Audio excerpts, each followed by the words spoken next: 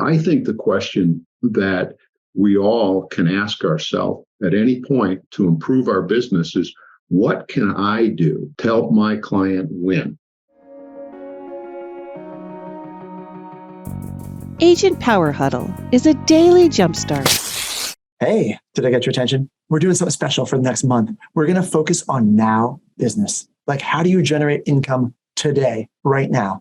My name is Jesse Zagorski. You probably know me as one of the regular hosts here, producer of the Agent Power Huddle. I'm also a broker associate with EXP. And what I keep hearing over and over again is agents that truly need to shift their business. The market shifted, they need to shift, and they got to close some deals today. And so whether you're a brand new agent, this series is for you. Experienced agent, this series is for you. It doesn't matter. Agent on a team leader, we're going to give you strategies and techniques to figure out how to scale and grow your business to close deals today, not in the future, not tomorrow, today. This is what we're focusing on all month, the techniques, the strategies you need. So welcome to the Agent Power Huddle. Oh, you're on mute, Tom. Switch that real quick. Thank you, Autumn. Hey, this is one of those mornings where when anything that could go wrong will go wrong and probably will go wrong again. So the first thing I did was I dropped my camera, broke it, ran to Target, picked up a new one, got back here, set everything up. Then my cord was disconnected, battery ran down, got it plugged back in. I think I'm on for right now. We should be good to go. Thanks for joining. There's Jess the Bling Realtor again. Good morning. I'm walking on my treadmill. Today? I'm sorry if it's distracting, but I just wanted to participate on camera. Thank you. Wow. Don't walk away. And then we've got Susanna Rosario from Oconomowoc, just down the street from me. Good morning. Good morning. I'm in Madison, Wisconsin. Glad to see people tuning in from all over the country. And I am going to share my screen now. I believe I can do that. And what am I going to share to you? I'm going to share this one. See, where am I at? Okay, I'm going to start this slideshow from the beginning. Hey, let's see if it pops up. Looks like we're in business. Okay, by a show of hands, who's expecting that this market's going to be as competitive this year as it was last year? If you don't mind, if anybody wants to unmute and share any thoughts that they have on what their expectations are for the market this year, please do so. I think it's going to become more stable. That's my hope. We're going to continue to stabilize. So that said, I think in my area, some properties will still see like multiple offer situations in the double digits, but I think my hope is that that's going to come down a bit so that it can continuously be favorable for sellers and buyers right now. Okay, so you'd agree that markets will be hyper local. You might find one where there's very little competition and another where they're packing them in. Yeah, that's what my hope is. And even with the multiple offer situations, I'm in the Bay Area, right outside of Silicon Valley. And a year ago, I was writing offers for $400K over asking price that weren't getting accepted. And I knew that wasn't sustainable for our market. So that's my hope, is that will it has dwindled away and will continuously just be more stable. Things are selling more close to list price. Mm-hmm. Okay. Well, I think that's the expectation of a lot of people everywhere. I'm going to probably not be able to do what I wanted to do here.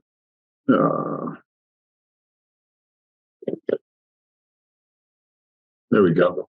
All right. So I was putting together my thoughts yesterday, and up popped into my stream of marketing information that comes across constantly on my phone. I saw a presentation that was titled, "It's not the best agent that wins, it's the best marketer." That sad face on the side is kind of my reaction. Running a real estate business requires marketing. Marketing is what brings our customers to us, right? But the question is, who wins and who loses in the real estate transaction business? We can attract more customers than we can handle. But what can we do with those people when they become our clients? I think about marketing as a pipeline. And certainly, whether it's lead generation, lead nurturing, lead capturing, and conversion, we're in business and we stay in business because we're either able to help people get their offers accepted and go to closing, or we're able to help people who are selling their homes attract buyers and negotiate offers that they can accept and go from the date of acceptance to the closing without problems in between. So if my business was strictly marketing and I was able to attract customers who become clients, the question still is, what am I going to be able to do for them? All of our buyer clients, as we know in these competitive markets, haven't been successful in getting their offers accepted. Just the same, it seems like all sellers who put their homes on the market end up getting offers that they're very happy with and go to closing. But the interesting thing is, not all accepted offers go to closing, and not all sellers accept offers that are the highest price.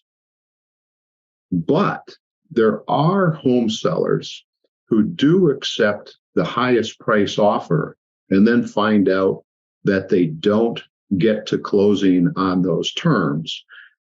And the reason they don't get to closing on those terms is because of the terms that are in the offer that allow the buyer to renegotiate. Marketing is casting a net, bringing in as many customers who can become clients as possible. But the difference between being just a marketer and being a successful professional real estate agent is being able to outthink the competition in this business, in this market today. When I started in 1989, marketing was pretty much non-existent. That has changed. And Jess, for example, is one person I know who's an exceptional marketer. Quick question. Are you loving this podcast? We record it live Monday through Friday at 8 a.m. Pacific on Zoom. Want to join us live? Go to agentpowerhuddle.com. Next month, we're changing the format to only release 2 podcast episodes per week. So if you still want the replays of the daily version, you'll need to start going to our website, agentpowerhuddle.com, to hear every episode. All right, back to the show.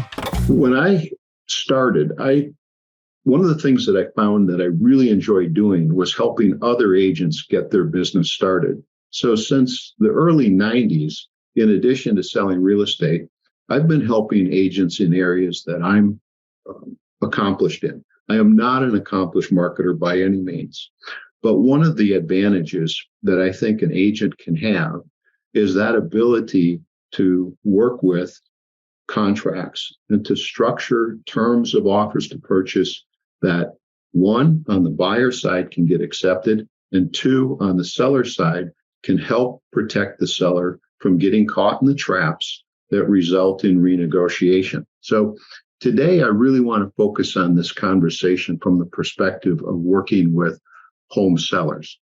Real estate is a contract negotiating business.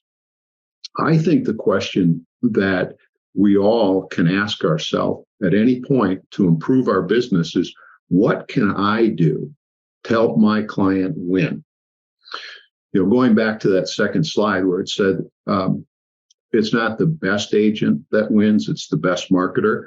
I don't know. I guess I'd question two things. One, what is winning? And second, who's going to win?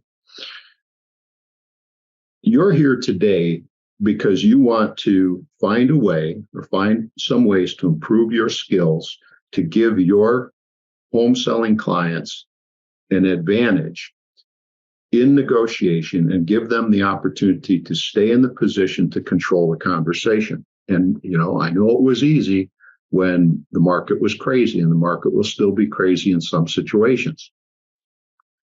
But we all know this about offers to purchase.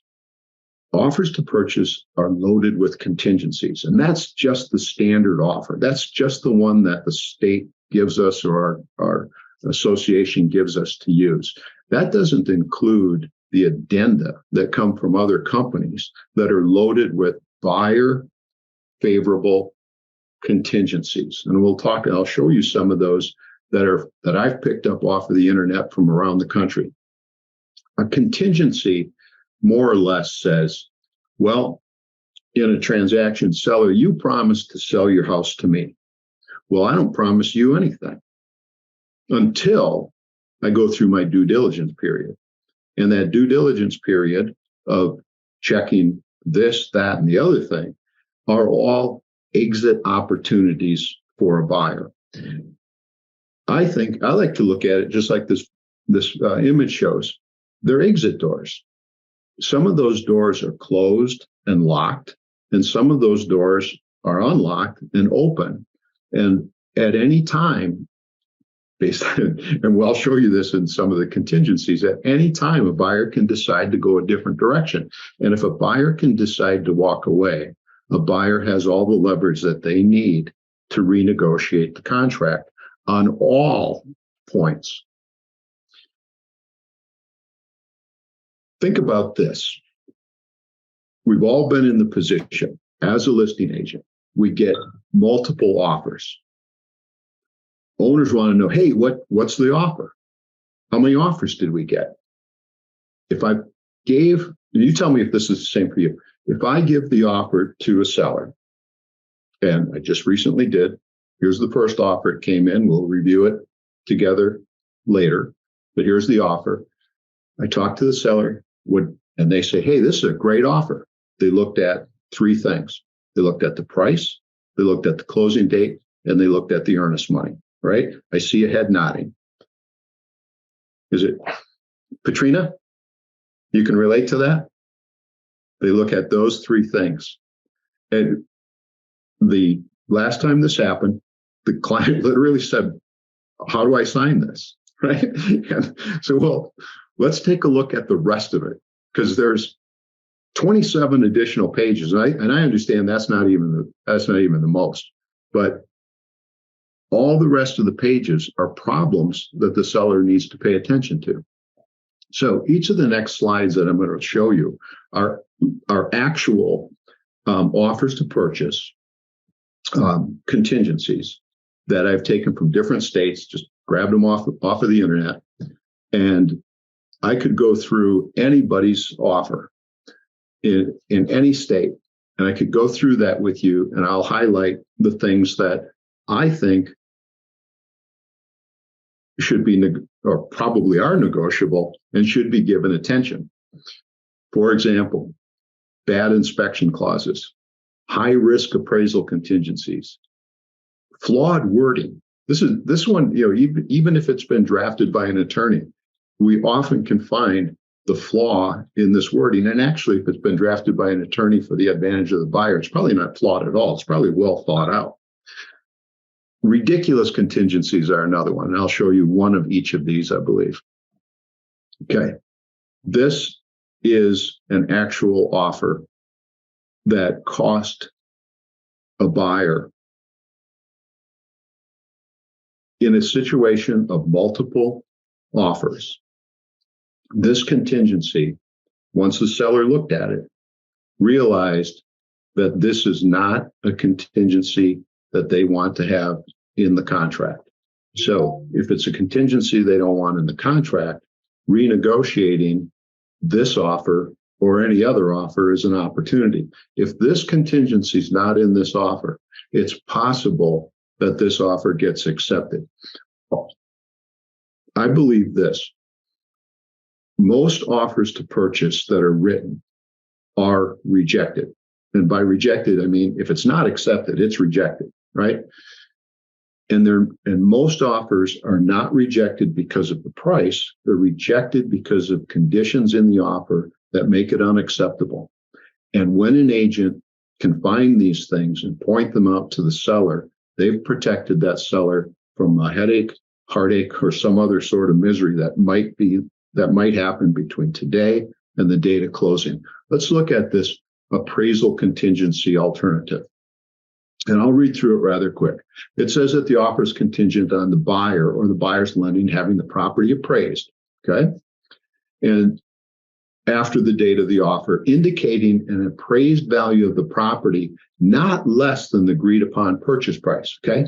Let me ask you a question. What does that mean? Not less than the purchase price. If the purchase price is $400,000 and that appraisal comes in at $398,000, does the buyer have an opportunity to walk away? Well, it says that the contingency will be satisfied unless a copy of the appraisal showing a value less than the agreed upon price and a notice that it's unacceptable is sent to the seller. If the appraised value is less than the agreed upon purchase price, get this. Buyer and seller shall or shall not have the option to negotiate the prior agreed upon purchase price. What does that mean? You shall or shall not? Even if it says you shall, the buyer and seller shall have an option to negotiate. Well, they always have an option to negotiate, right?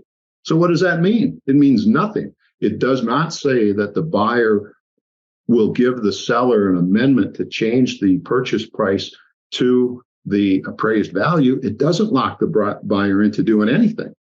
It only says what we already know. At any time, the buyer and the seller have an option to negotiate. So that's nonsense. It means nothing. Okay. And if the seller, and then it goes on to say that if the buyer and seller shall have the right to negotiate the purchase price, it may be satisfied by one of the following options below. Well, yes, the buyer and seller can always agree to do something different. But the next part says buyer's financially approved and agrees to bring additional funds required to close up to $5,000 above the appraised value. Well, that doesn't say that they're going to. It just says that they are, right? So that contingency does not commit the buyer to anything, but it does allow the buyer to terminate the offer if the appraised value in the appraiser's opinion is $1 less than the agreed upon purchase price. Okay? I know that's rather standard looking. It might be standard. You might see something similar to that in a lot of offers, but it's not a safe contingency at all for the seller. It's extremely high risk. 14 days from now, the seller's not going to have multiple offers on the table to consider, and they're not going to be in the same kind of position that they were. This is another one. I believe this one is from Iowa. This is an appraisal contingency too. And go down to where I circled in light blue. It says, if the property does not appraise at the purchase price or greater, or the appraisal includes any required repairs, buyer and seller, again, have the option to amend the purchase price in writing or negotiate appraisal required repairs. If no agreement is reached, this contract is void, right? Again, same thing, the same exact situation.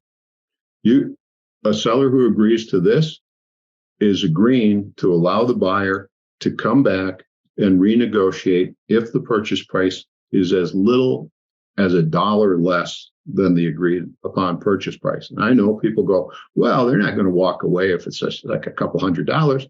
I know they won't. But if you have the opportunity to renegotiate purchase price, what else can you renegotiate? Well, remember that inspection where I wanted a $5,000 credit and you said no? Well, I want that now, right? So a contingency like this that gives a buyer the opportunity to renegotiate later on purchase price without it being restricted to just purchase price, can renegotiate on anything. If you want to find, if you in a conversation with a home seller, when you're in competition, they're interviewing 3 or 4 different agents, rather than talk about how many years you've been in business or how many years you haven't been in business, I'd change the conversation to, these are the types of things that are going to come at you in an offer to purchase, and these are the kind of things that I can protect you from getting locked into. Okay, this is another one. This one's from Iowa too. This isn't even an alternative contingency. This is part of the offer to purchase. So unless this is caught, this is what happens. The buyer may, prior to closing, have the property surveyed at buyer's expense. Okay, let's say today is February, 15th? Let's say it's February 15th, and this is going to close on April 15th. When does the buyer have to have this survey done by?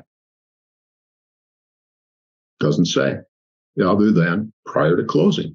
So the buyer may, prior to closing, have the property surveyed at buyer's expense. If the survey by a registered land surveyor shows any encroachments on said property, or if any improvements located on the subject property encroach on other lands, such encroachments will be treated as a title defect and handled accordingly. Okay. Well, if I have the survey contingency, or it's not even a contingency, it's just part of the offer. There's no deadline for when this survey has to be done. There's no deadline for when this has to be presented to the seller. There's no opportunity for the seller to cure this condition. Therefore, it appears that if this pops up on April 14th, or the survey's been done for a month, and on April 14th, I bring this to your attention, we're not closing, right? So this contingency is something that could be modified, or this condition is something that could be addressed in an offer and modified. Without it, every seller who accepts an offer with this in it is at risk of not closing. Property inspection. Here's, let's see, in Ketchwood, I don't recall which state this was from, but the purpose of this one, buyer may have the property inspected, oh yes, by a person or persons of their choice. Okay. Apparently, Uncle Joe can come in and do the inspection for a buyer. Uncle Joe doesn't need to have any credentials. Person of their choice. Doesn't say they have to be a certified inspector. Doesn't say they have to have any credentials in whatever it is that they're inspecting. But they can have anybody they want. Okay. It could be the mom and dad of the buyer. This is one out of Florida. This inspection contingency, if you take a look at line 345, let's start at 343. Brokers have the right to be present. Okay, we got that. The inspection and investigations include, but are not limited to, testing and inspecting of all the appliances, heating, cooling systems, mechanical, etc. Yeah, the typical type of things that might come up in an inspection, but they can also here test the property for lead-based paint. They can also test it for radon gas. Okay, so this allows, beyond the inspection of the property, it also allows the buyer to go so far as start doing testing. What do we know about radon gas? Well, chances are, if you test a property for radon gas, it's going to come in. Chances are it's going to come in above the 4.0 picocuries per liter, right? So, good chance that seller is going to be renegotiating or negotiating how to cure the radon. Well, it's not an expensive cure, so I don't really want to waste too much time on that because that's simple enough. But what if they then test for lead-based paint? All right, so they test the property for lead-based paint. They discover lead-based paint. and now they decide they don't want to buy the property. What is the seller left with? They're left with needing to disclose to every buyer in the future that they are aware that the property has lead-based paint. How do you remediate lead-based paint? Well, that's a question that has been answered to some extent, but there isn't anything in here that says on how we're going to remediate or what the level of cure is going to be that's satisfactory. On line 355, I put a check mark. In this contingency, it says if the buyer determines in their sole discretion that the property is not acceptable to the buyer may, prior to the expiration of the inspection period, terminate the offer. This inspection contingency, unless this is a requirement in the state of Florida that every buyer may be able to terminate an offer to purchase based on anything that they find in an inspection, if that's the level that the standard requires in the state of Florida, I don't know, but somebody could check on that. If this is something that's negotiable, that you could put in a standard of acceptability, that would improve the seller's position. Here's another one. This is, we all know about lead-based paint, and we all know that properties built prior to 1978, sellers are obligated to disclose what they know of the existence of lead-based paint and lead-based paint hazard conditions. All buyers have the opportunity to have a 10-day period after acceptance to inspect the property for lead-based paint hazards. A seller cannot deny a buyer an opportunity to do that, right? But the buyer can waive their legal right, their opportunity to have a lead-based paint inspection risk assessment, okay? This offer to purchase has a checkbox where the buyer could waive the right to conduct a risk assessment. But if the buyer doesn't check that box, the risk assessment right is a given. Again, we go back to, and I can ask you, now we know a seller can't reject an offer strictly because it has a lead-based paint test contingency in it. But tell me what happens in your market. For properties built before 1978, is it even close that the majority of the accepted offers for properties built prior to 1978 do not include a risk assessment inspection? In our market, it is a rare case where a seller accepts an offer where the buyer has not waived the risk assessment. In my career, I have seen one transaction where the seller had knowledge of lead-based paint, had done the disclosure, and probably